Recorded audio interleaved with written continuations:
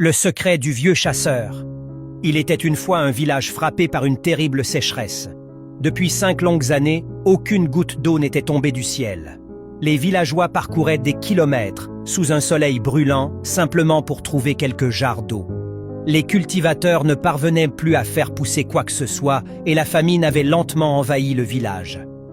Dans les villages voisins, on murmurait que ce lieu était maudit, que les dieux avaient détourné leur regard. Pourtant, au cœur de ce village vivait un vieux chasseur, un homme étrange, calme, presque indifférent à la souffrance autour de lui. Lui ne manquait jamais de nourriture. Chaque fois qu'il partait chasser, il revenait avec du gibier, des gazelles, des animaux rares et bien d'autres encore. Les habitants étaient perplexes.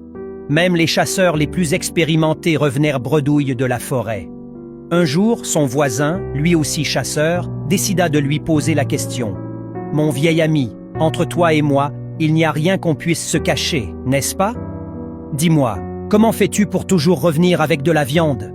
Le vieux chasseur esquissa un léger sourire et répondit simplement « Je remercie les dieux. C'est grâce à eux que je ne reviens jamais les mains vides. » Mais le voisin n'était pas convaincu. « Il cache quelque chose, se dit-il. Et je finirai par le découvrir. » Les jours passèrent, et chaque fois qu'il posait la question, le vieux chasseur donnait la même réponse. C'est la volonté des dieux. Un matin, décidé à percer le mystère, le voisin suivit discrètement le vieil homme dans la forêt. Ils marchèrent longtemps, très longtemps, jusqu'au plus profond de la brousse. Là, le vieux chasseur s'arrêta.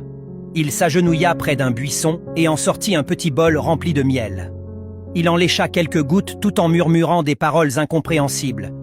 Et soudain, sous les yeux ébahis du voisin, il se transforma en lion. Le puissant animal se lança alors à la chasse. En peu de temps, il attrapa une gazelle. Une fois rassasié, il redevint humain, prit sa proie et rentra tranquillement au village. Caché derrière les arbres, le voisin n'en croyait pas ses yeux. Incroyable! Un tel pouvoir, et il se contente d'une seule gazelle, il n'est vraiment pas ambitieux.